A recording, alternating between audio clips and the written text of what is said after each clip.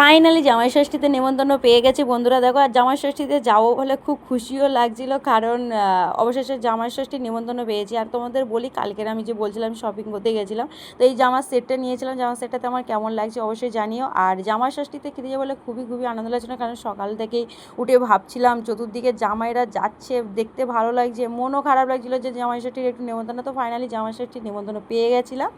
তো জামাই ষষ্ঠীতে যাবো বলে রেডি হয়ে বেরিয়ে পড়েছি। দেখো, রাস্তায় শুধু জামাই আর জামাই, চতুর্দিকে জামাইদেরই ভিড়। তো ভালো লাগছিল। আর প্রত্যেকটা দেখো মিষ্টি দোকানেও মানে আধা ঘন্টার উপরে প্রত্যেকটা মিষ্টি দোকানের উপরে লাইন দিয়ে দাঁড়িয়ে তবে মিষ্টি পাওয়া যাচ্ছে।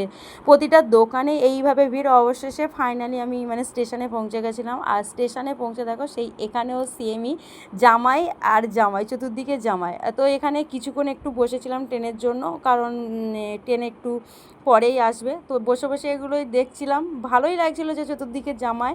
অবশেষে ট্রেন এসেছে। আর বন্ধুরা দেখো, এখানে ট্রেনে মানে ওঠারই জায়গা নেই টোটালি। ট্রেনে মানে এতক্ষণ মানে ট্রেনে যে উঠবো সেই সুযোগটুকু নেই, টোটালি উঠতে পারছিলাম। তো ফাইনালি দেখো ট্রেনে উঠে গেছি। কিন্তু কোথায় উঠেছি দেখো, ভান্ডারে। মাল আর মানুষ দুটোই একসঙ্গে যাচ্ছে, কারণ আর কিছু করার ছিল না, ভান্ডারে যেতেই হবে। তো একটু খালি ছিল, সেই জন্য ওখানে ভান্ডারে চলে এসেছিলাম। এসে মানে আমাদের স্টেশনে নেমে গেছি। দেখো, আর জামাই ষষ্ঠীতে যাচ্ছি আর মিষ্টি নিয়ে যাব না, সেটা তো ভালো লাগে না। তো ফাইনালি দেখো দোকানে এখানে এসে আধা ঘন্টার উপরেও দাঁড়িয়েছিলাম, আধা ঘন্টার পরে মিষ্টিটা হাতে পেয়েছি। তো নিয়ে আমি সোজা চলে এসেছিলাম বান্ধবীর বাড়িতে।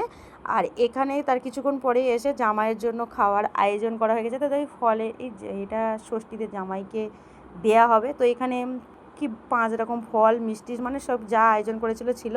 অবশেষে জামাই দেখো, ফাইনালি এই হচ্ছে আমাদের জামাই, আর এটাই হচ্ছে আমার বেস্টু।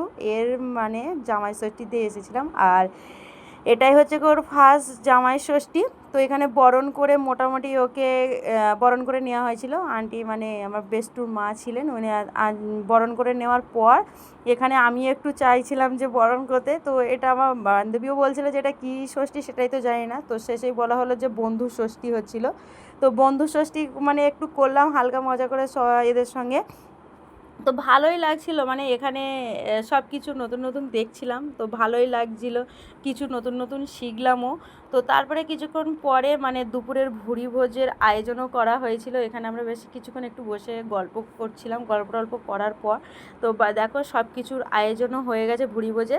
তো এখানে ওই 5 রকম শাক ভাজা, তারপরে তোমার মানে যাবতীয় যা করে, পটল ভাজা, বেগুন ভাজা, চিকেন, তোমার মাটন, দই, লাড্ডু, মাছ, সব কিছুই ছিল, স্যালাড, জানি না আরও কী কী ছিল, সবটা নাম বলতে পারলাম না।